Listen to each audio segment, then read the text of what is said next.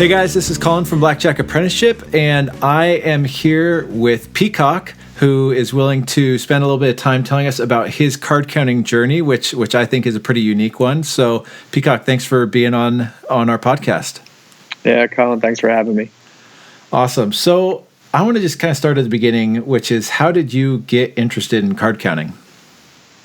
It's an interesting story because I'd say that it probably started with me becoming interested in blackjack more as a gambler, and not necessarily interested in learning the advantage plays. But I spent a long time, like many people, in casinos playing blackjack, not knowing what I was doing, there for entertainment purposes, and ultimately, losing a lot of money.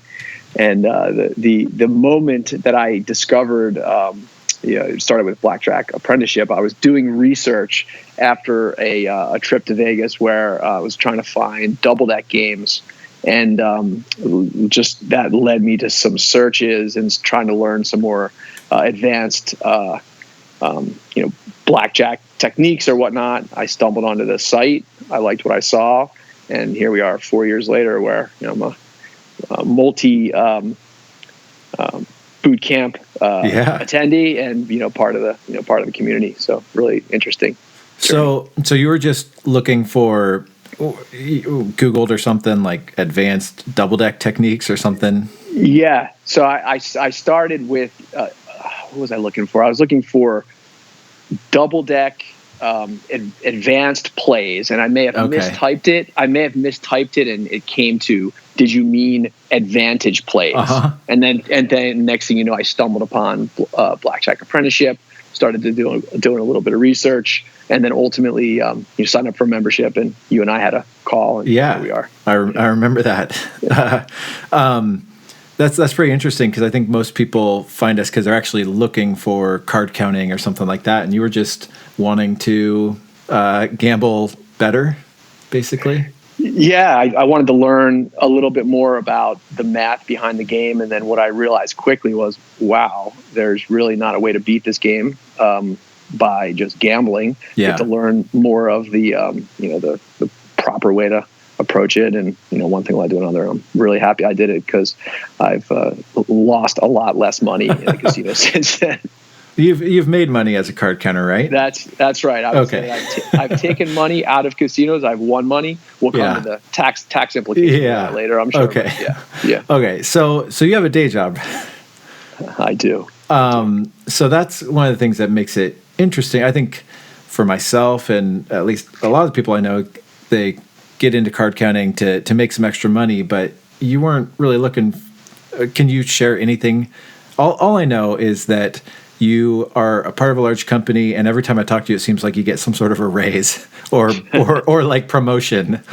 Yep. I don't know if you're in charge of the world yet, but can you share anything with us about what you do? Sure. So I'm the president of a managed services provider, private equity owned. So I spent most of my career in corporate large companies, and this is more of a mid-sized company, but certainly keeps me busy. And I think the hobby of playing blackjack and gambling, it led me to, as I mentioned previously, the Blackjack Apprenticeship. But ultimately, I got to the point where it was more about being disappointed with the way that casinos take advantage of people. And it became almost less about making. It wasn't really about making money. It was more about beating the house and turning the math against the casino and seeing if I could do it. But then after becoming effective, really enjoying the challenge of working as a group and being part of the community. So, ultimately the plan was never to make it a living or make it a full-time job. Although, did end up on a small team here at the recent history, but a little bit of a different journey than perhaps the everyday do it for a living type deal. Yeah, that's awesome. So, what was it? So you're interested in basically like losing less in casinos. Then you stumble into the advantage play world. What was it like? I think I can think for myself, I had this motivation of, oh man, if this works, that would be a huge benefit to my bottom line. what was it like for you, kind of discovering, okay, I want to master this thing, I want to learn it, and training, all that. What did that feel like, or what were you experiencing going through that part of the journey? Yeah, I think initially I got enamored with the stories you read or the movies you see, and you think it's all glamour, and you're winning every session, thousands or tens of thousands or more. And you don't realize the amount of work that you need to put into it, and it's all about the long run. So in time, if you're perfect, your AV and EV should be pretty close. But along the way, there are lots of bumps, and there's as much time you put into practicing and scouting games and planning out your risk versus EV, and is it a team? Is it something you can spend? Is it something you spend weekends doing or nights? Are you traveling? Are you local? There are all these considerations. So going through all that, and then making it more of, there was just a lot of energy that had to be put into it, on top of just winning hands or winning sessions. So it was interesting, and the more I learned, and the more I got into it, the more kind of addictive it got. Mm-hmm. And you kind of scale out from there. So addicted to like mastering the skill, or proving that you could do it, or just like addicted to learning more about this, whatever the stories, or. Yeah, most of it is mastering it and being, convincing myself that I could do it. Because it's not, you could get it coming into it new. It's easy to get overwhelmed by all the big numbers and the math and the stories, and you could be intimidated. I remember turning up at one of the first boot camps. I didn't know what to expect, and I was expecting a bunch of folks who were masters of the domain and maybe arrogant, and I wanted to go, because any recommendation I would make to anyone listening is attending a boot camp would be mandatory if you're going to make this a big part of what your blackjack career. But wanting to master it and convincing myself I could do it, getting addicted to that, and then once you get into it, it's like, all right, well, I'm putting all this work into it. I want to apply it, and I want to go through a period of time where I can get to N0 on one spread and see how AV and EV looked, and then have some experiences to share from it. That's awesome. So I want to back up a little bit. People don't know this, but as I've gotten to know you over the last few years, you're somebody that I really respect and appreciate your input into my business, which is blackjack apprenticeship and stuff like that. So out of curiosity, I want to hear more. You were sharing your expectation with the boot camp. What did you find it to be relative to what you're expecting? It was opposite in a lot of ways, because what I found on my first one, I've been to 5 or 6. Wow! I'll be attending the one coming up here in July as well. I think. Hell yeah! I always learn from them. Yep. But what I experienced was a bunch of people wanting to help each other and wanting to learn.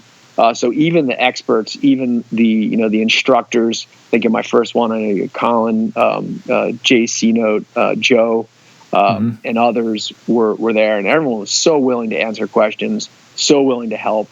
The dealing sessions, your first ones are a little intimidating, because you're like, wow, I don't know how my skills stack up against everyone else's, and I don't want to make a mistake. But you're there to make mistakes. You learn from your mistakes, and when you first join the forum and you start doing your initial basic strategy, mastering basic strategy and learning how to count. Like you make mistakes, you learn from them, you get better. You go to boot camp, you learn where the holes in your game are, and then you get better. And then you come back, and next time you're way better than you thought you even could be. So I had really positive experience, evidenced by the fact that I've been back a bunch of times. And I don't think that I could point to one session where there were any real jerks there. It was always a positive experience. We've had, I can think of one jerk, but it's pretty rare, and I think that's just usually by the time someone gets to a boot camp, they kind of know what we're about, which is hopefully being supportive and all that. I don't want this to sound like a puff piece or promoting a boot camp, so I want to move on. But it's helpful for me to hear, what the experience is like, since, put a lot of energy into it. But okay, so there's a stories side. You're saying you're kind of enamored by the stories, and I remember Ben was a part of a thing called Entrepreneurs Organization, and it was these guys that a lot of them they're like started or running these multi-million-dollar companies, and some of these guys were worth tens of millions of dollars or more, and they were like completely fascinated with Ben's stories about card counting, and there was one of the guys said something like winning money is way more glamorous than making money, or something like that. But was that some of the kind of attraction to you, since it wasn't so much the like trying to make an extra buck? Yeah, I think it's the thrill of having big bets out there and having them go your way, and the idea of splitting tens into in many hands and having the black and purple chips move from dealer to you, like those exciting times, or where you got to double down and it's face down and she flips it and you end up coming out on the right side of it. All those highs are what you get enamored with. And it's funny when you hear people tell stories, whether they're mostly gamblers, will tell stories about large hands they won. Rarely, maybe less frequently are they talking about huge losses. But, never. You don't talk about that. You're celebrating how great of a gambler you are. Yeah. Anyways, so those are the types of stories, and you think about it, and you see the movies that a lot of the movies around winning teams and such. But that's what I was originally attracted to, and it led me to actually becoming a proper advantage player. That's awesome. I actually just did a test out with a guy last week, and he was telling me how his family's like asking, I think they're a little bit nervous with him learning how to play blackjack or whatever. It just sounds like a gambler. And he gets back from the casino and they're like, "Oh, how'd it go?" And he's like, "Well, I lost, but I'm really happy because I played perfectly." And he's like, that sounds so bad to them, man, this guy's problem has really gotten bad, where he's like, losing and saying he's happy, but they just don't get it. Yep. It's funny though, but some people, when you can explain it to them, it's interesting. Maybe back to the difference between my career and blackjack versus others. So the company I run is private equity owned, and I've gotten comfortable enough with my board members to share these experiences. And we had a board meeting this week, in fact, and their first question they ask is, "You've been playing? How's it going?" Oh man! So there are similarities between the math of blackjack and some of the techniques they use to make money. So we have really deep conversations, which tend to lead into the math side. But they always ask me, "All right, well, tell me about this. What's the largest hand you won? What's the largest set, the largest winning session? Tell me some stories." They like to hear about. They're enamored by surveillance, and I showed them. In fact, was nice enough to send me one of my OSN entries that had been added just to warn me about it, and I have it in my email. It's got a picture of me. It's got my bet, my bet spread, and all these things. So I showed it to them one time, and it's just they keep bringing it up. It's just a funny example of how this world is just so different, and it's very interesting to people who aren't familiar with it. Are they at all concerned, or do they love it? No, they love it. They love it because I have to explain. The first I introduced them to it by saying, number one, card counting, advantage play is not illegal. It's frowned upon by casinos because they want you to lose money. But once you got them comfortable with that and it made sense, then it's more comfortable. But I can understand why initially people think, oh, it's bad. Oh, yeah. Why are they taking pictures of you? Why are they asking you to leave the casino? Well, the answer is because they don't want to lose money, and you're going to beat them if you're playing perfectly and you're there long enough. I kind of have a feeling people in maybe it depends what kind of corporate world, but at least in the I don't know. Your company's not a startup, but I would just imagine people in your world might understand it a little bit more. I remember I told a guy, it was like one of the dads from my son's Little League team. He's like, "Oh, what do you do?" And I'm like, "Oh, well, I count cards. I teach people how to count cards for a living." And his like he's in the banking world, so immediately he's like, well, I would think that that's, violating some sort of regulation. It was like, oh, he just doesn't think about it the right way. But it seems like at least people on your board get it. Yeah, they do. It's funny though, sometimes when you're doing things correctly, but things aren't going your way, like you just described. You play perfectly, but you had a losing session. But along the while, you turn up with with however much money you have for your session roll, but you keep pulling money out of your pocket to go, to buy it for more, and to everyone around you, it's like, wow, this guy or girl has a problem. But no, you really don't. You're yeah, you just gotta keep firing those bets out there. You got the edge. That's right. So, do you see what are some other areas of overlap between advantage play and card counting and kind of more the executive world, or your day job? Yeah, I think maybe one would be focus, because without focus, you cannot possibly count cards or proper advantage play is based on focus. And I translate that back into my corporate life and job, and companies that are focused on being great at certain things, like whether it's client experience or if you're focused on one set of products versus many, you tend to be more successful. Companies that have too many priorities, you can't balance them. You're trying to do too many things. That's not usually an effective way to drive. So, in fact, it was a little tough for me at the beginning to make sure that you're paying attention and you're very focused, and you have to use some techniques to make sure that you're not drifting, or even between rounds. At the beginning, I'd lose the running count just because I wasn't focused, and then eventually you build and you learn the techniques and you get perfect, and you practice, and that's a direct similarity that I still use today in day-to-day business. That's good. I just that reminded me. I just saw a business book, I think yesterday, and kind of the premise was there's like these different zones of expertise, like when you don't know anything and then you know a little bit, and then there's the third zone is like you're pretty good at something, like you're quite good, but this guy that wrote the book is saying that's really dangerous because a lot of people can be good at something, but really the goal is to be excellent at something. And I'm like, oh, that's like card counting. Like if you're pretty good, it's actually more dangerous than not being good, because when you're not good, you're not going to be a risk to yourself. But if you're pretty good, you're going to go out there with this false confidence, and maybe you have some winning days, but if you just aren't excellent as a card counter, so I guess I see parallels to advantage play all over the place, I guess, if you're looking for it. Any other things? Yeah.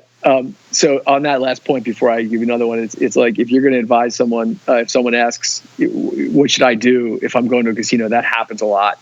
Yeah. And it's like, for number one, don't go. Yeah. You have to go and just watch, don't play. If you're not going to listen to that and you're going to play, then go buy a basic strategy card if you don't have time to memorize it, and play table minimum, and that's it. Because people just, a lot of times people can't help themselves. Yeah, man, everybody's an expert at the blackjack tables. So painful. Exactly.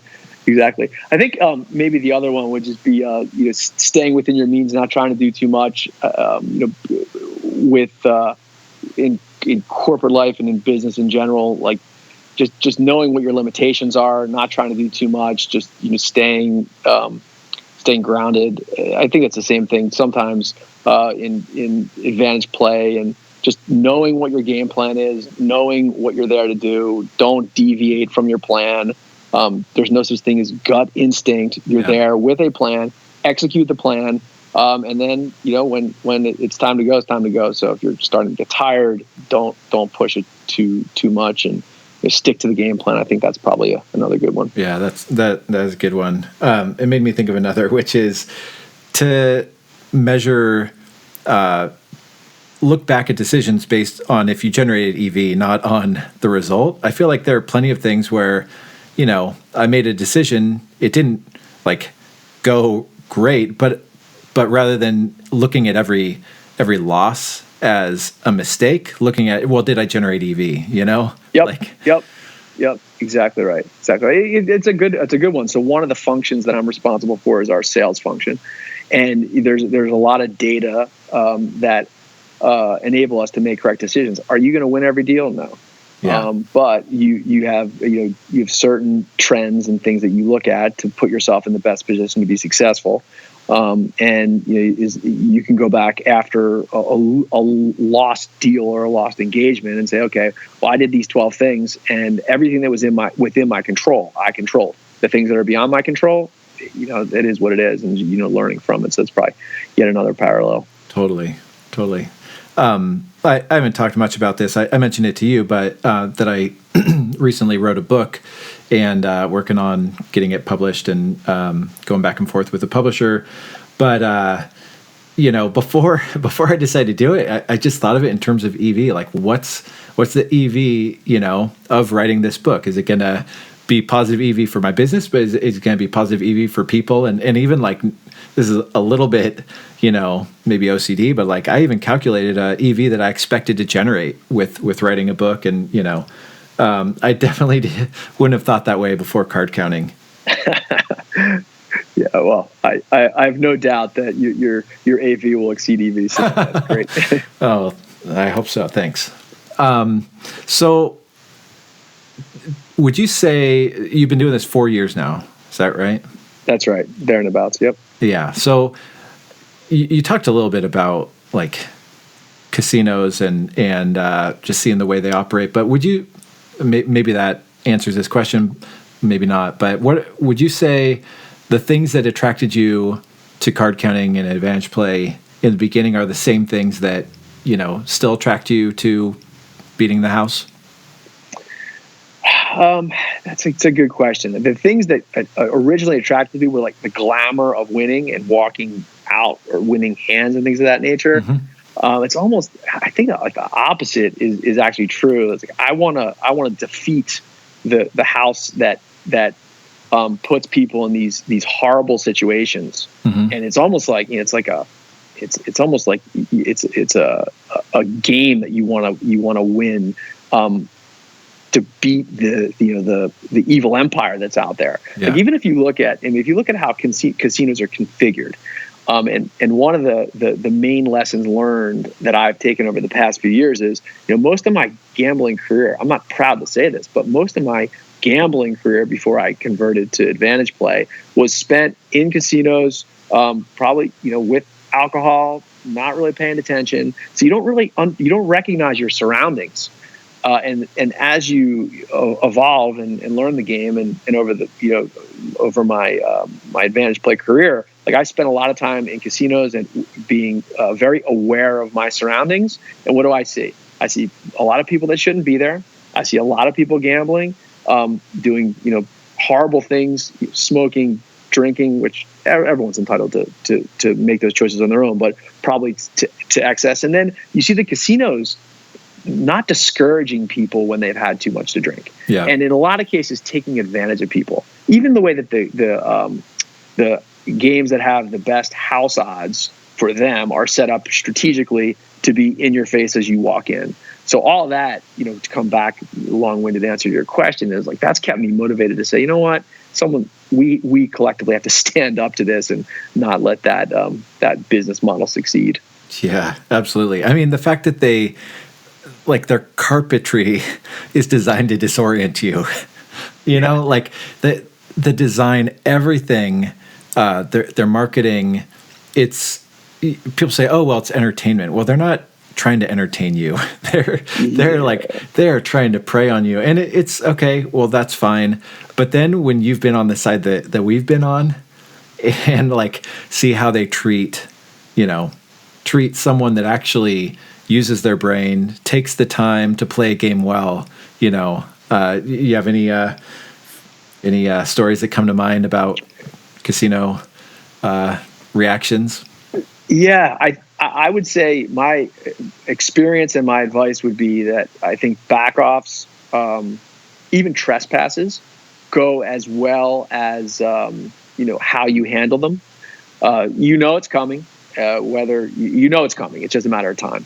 So there were a couple times where I was in a casino in the Midwest, and I had been in and out several times. And the most recent time I was in there, I didn't even place a bet, and I was immediately met on the floor by security, who escorted me out and trespassed me.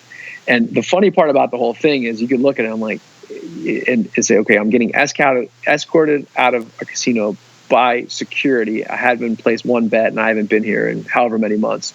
And he didn't even know why he was escorting me out.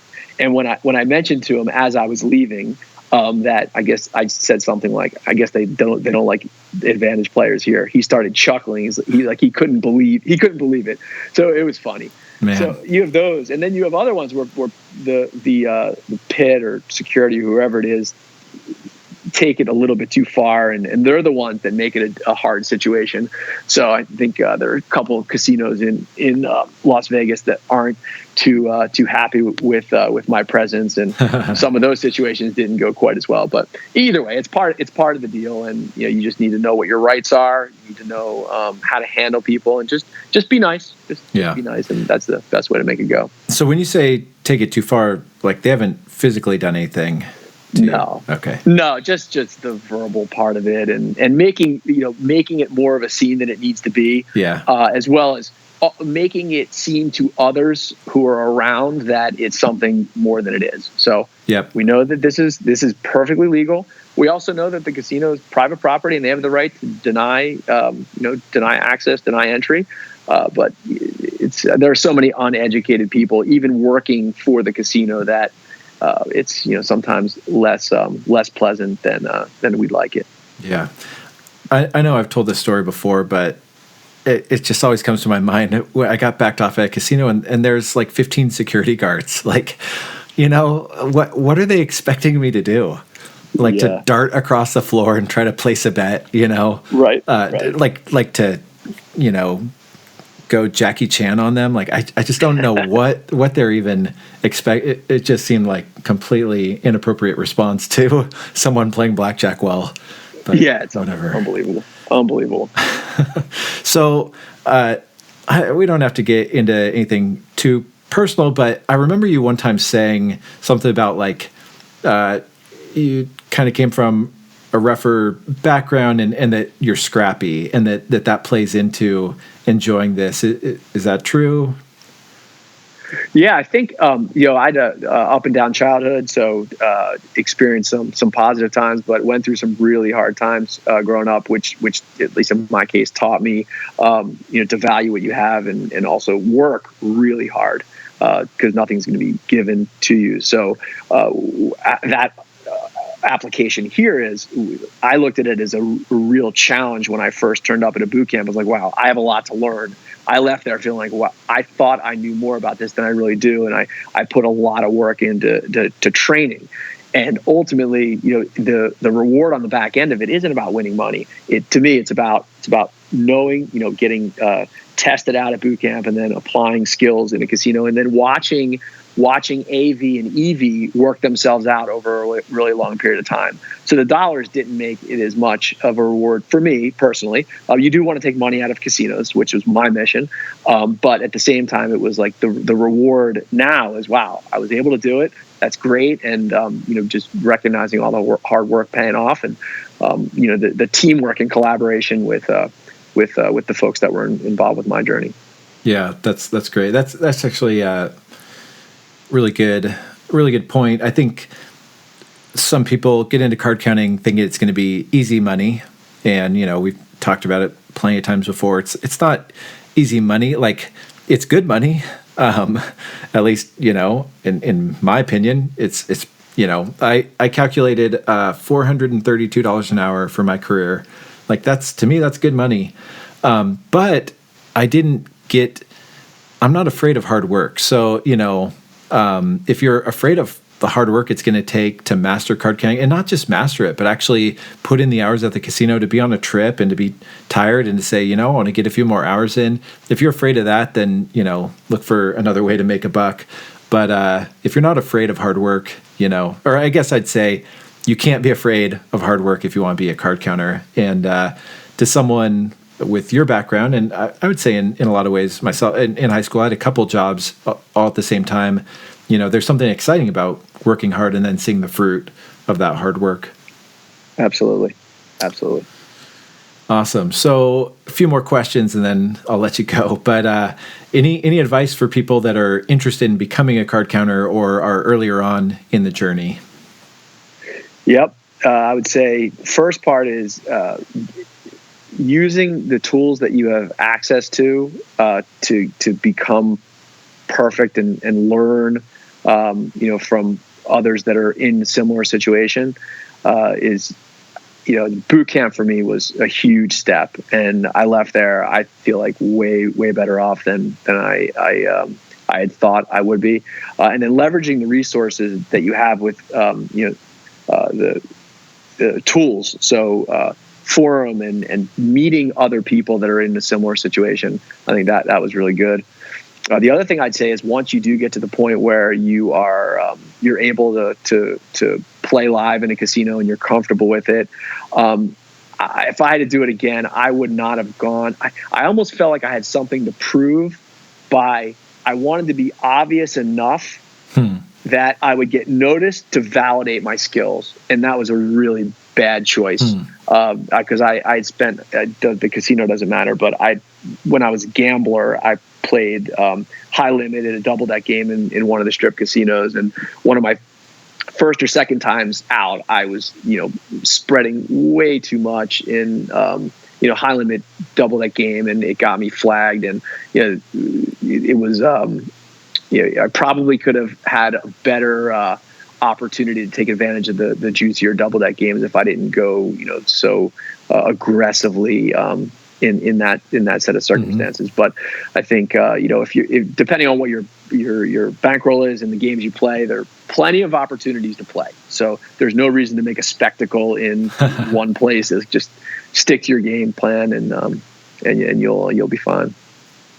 Awesome. So I know one of the challenges that you've had, and this might apply to other people that have a pretty good income, especially geographically for you, I think, is the whole tax situation. Can you kind of dive into that at all? Yeah, sure. So again, I'll qualify this by saying my main motivation wasn't to earn money, but I wanted to prove that it could be done, and ultimately teamed up with one of our members, SDs, goes by, and we had a great setup, small team. We put a lot of work, a lot of energy into it, and ultimately, what I realized from a tax standpoint is, unless you can file your taxes as a professional gambler, it's really difficult to make money. What do I mean by that? It's like you could win money in a casino. However, if you have a W-2 as an example, you're not going to be able to deduct any of your expenses. So all your travel costs, your food, hotels. Okay, so that comes out of your AV, and then if you're unlucky enough to live in a state like Illinois, you can't net your losses against your wins in a year.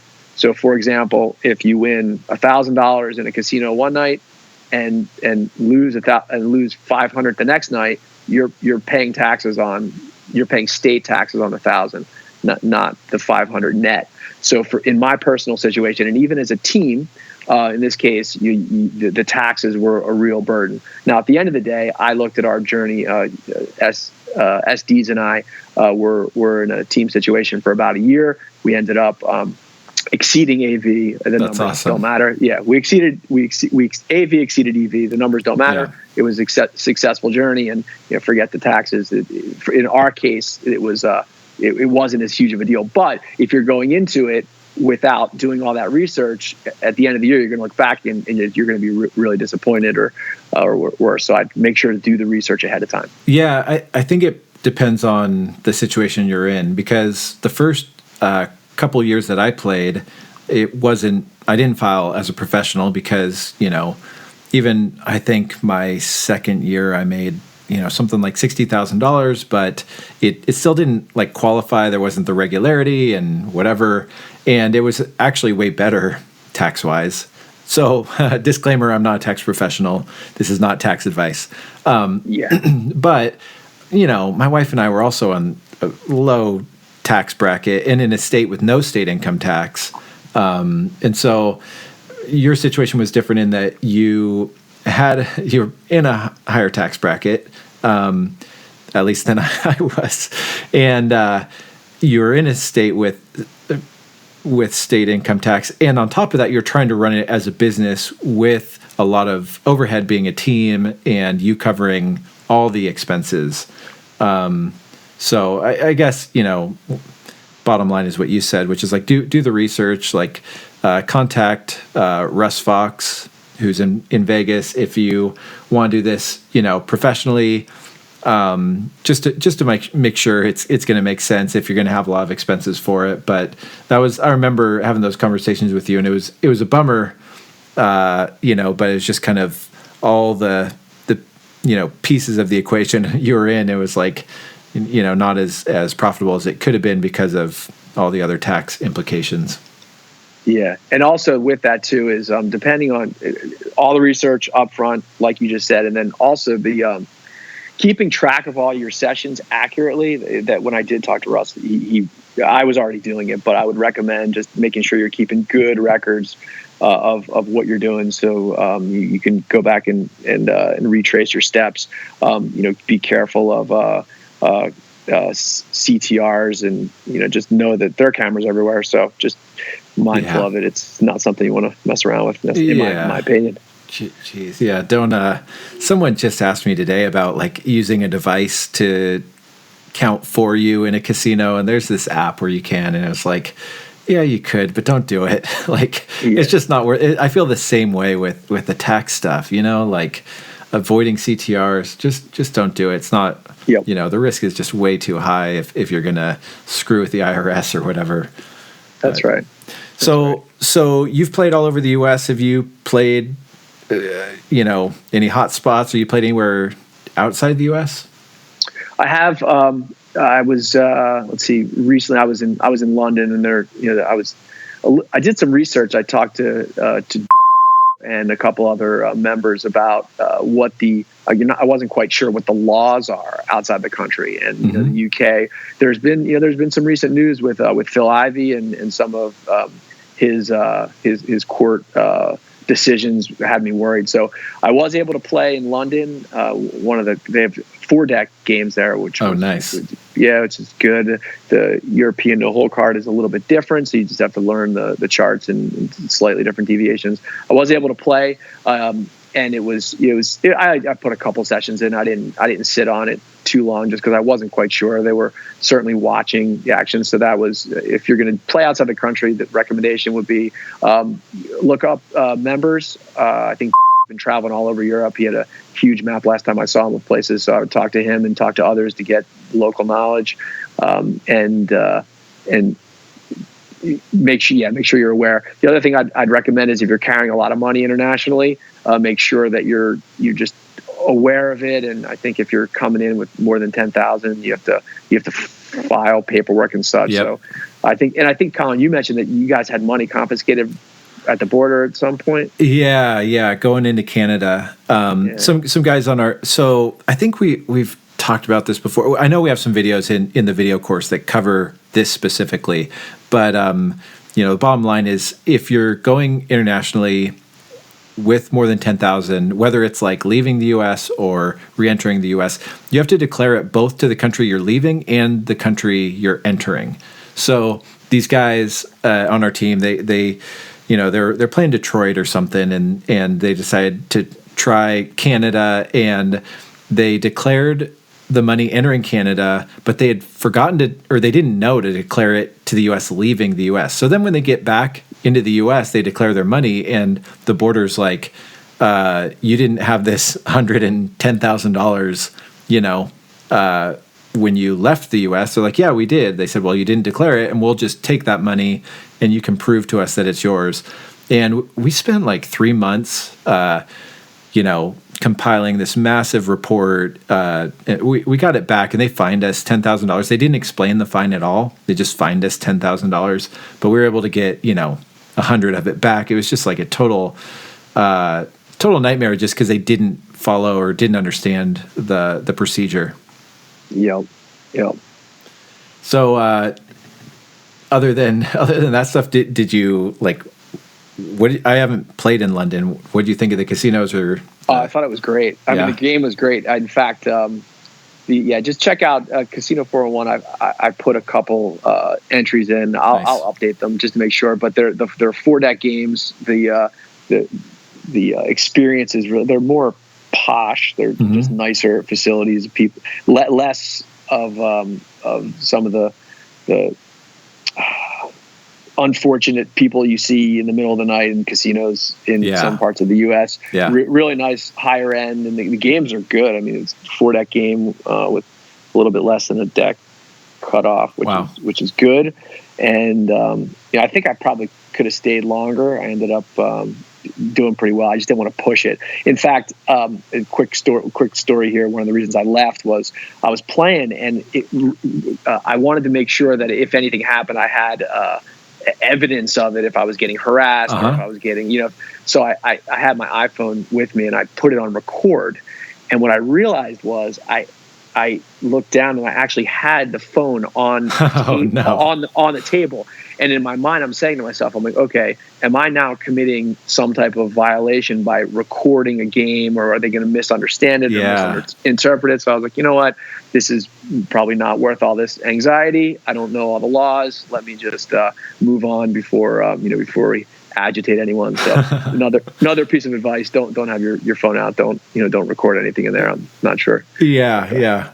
Did they make you wear a sports coat? I had one on anyway. I was in the office, but they do, in fact, actually one good point about at least casinos in London, they're all private clubs and you need to register. So they know who you are, that you have to give them your passport on your way in. And they make you register. They make you fill out forms, and they ask you questions. Have you ever been banned from a casino, or have you ever been kicked out for cheating or something like that? And at that, my answers were no, I hadn't. Hadn't been backed off in the casino there, so it was fine. But when I was leaving after that little situation, the entire time between then and the time I left the country, I'm thinking to myself, if they go, check the tapes and understand that, I was moving money with the count, is that a problem? Is it a violation? And, they know who I am. So turning up at the airport, wondering if there were going to be some folks in suits wanting to talk to me, but it turned out to be fine. And I think Joe proved that there are plenty of games in Europe, so I'd look him up if you're going to plan on playing in Europe. That's awesome. Yeah, I went into a couple casinos in Germany, but I didn't have bankroll with me, so I didn't get to play, but I did have to borrow a sports coat just to walk through there. They're higher end. And there's not a lot of yelling and screaming. It's good time. Awesome. So last question for you. What, if anything, do you think you would have done differently looking back? Yeah, I think the point I was hitting before is one of them would be just as you get into playing live games, just be aware of. I think there are plenty of games to play, so I'm not suggesting that getting put into one of the databases or being Bio or OSN or whatever they are. I mean, if you play long enough, you're going to be in there. But I would have just moved more slowly into that, which would allow just a little bit more latitude. I'd also just make sure you're perfect. And when you start going into live games, you don't have to immediately go into the highest spread your bankroll can tolerate.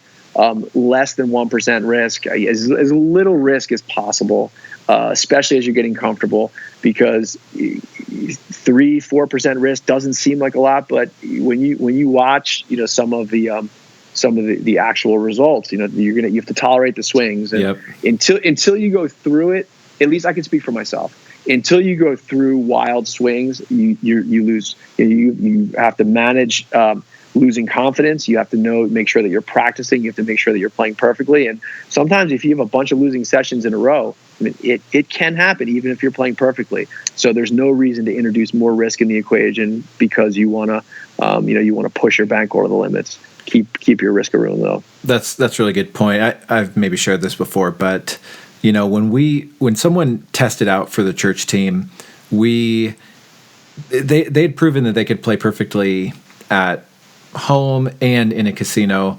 But even then, we gave them a limited bet spread. They could go up to, I think, 2 spots of 200 for something like 40 hours.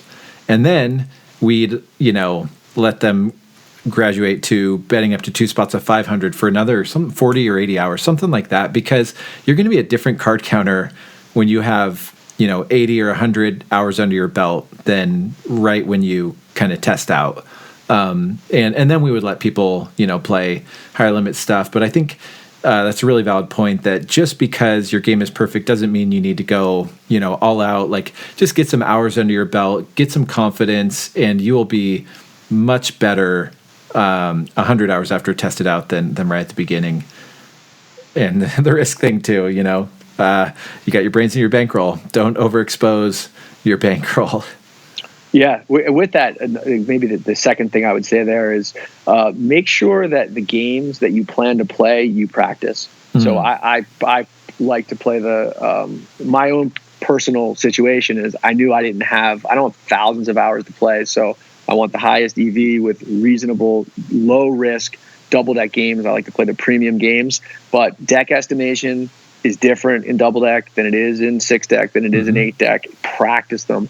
Buy the discard trays. You can buy the discard trays on Amazon, really, really cheap. Practice them.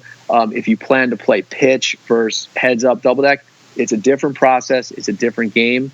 So make sure that you're going to practice the actual game that you're going to play, because you get into a live situation and you'd be surprised how quickly you can lose concentration if you're not familiar with it. Absolutely. Awesome. Anything else you want to share with people before we hop off? No, I appreciate it. Thanks for having me. And just advise everyone, use the resources that you have and stick with it. It can be done. The math works. Look forward to next boot camp in July. Awesome. Yeah, thanks so much for getting on this call and sharing your story. I think there are going to be some people that can relate to it. I know we've had other people with similar situation as you, but you've definitely done it at a very high level and successfully, and you've become a really great person to have at boot camps and person to keep in touch with. So thanks for sharing your story with people. And for those that want to find out more about card counting and beating the casino, that's what we're about at Blackjack Apprenticeship. You can check out all of our resources, and I'll just leave it at that. Thanks a lot.